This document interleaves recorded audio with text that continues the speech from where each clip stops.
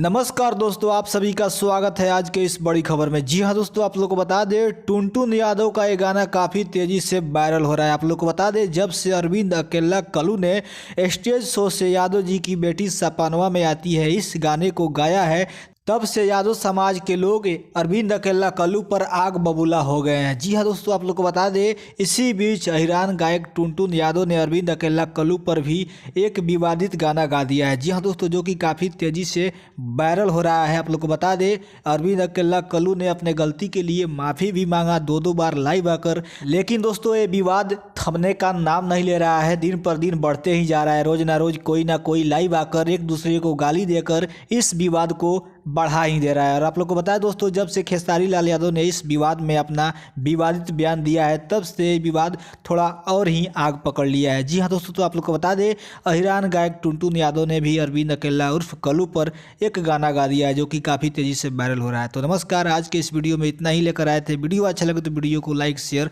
जरूर कर दीजिएगा।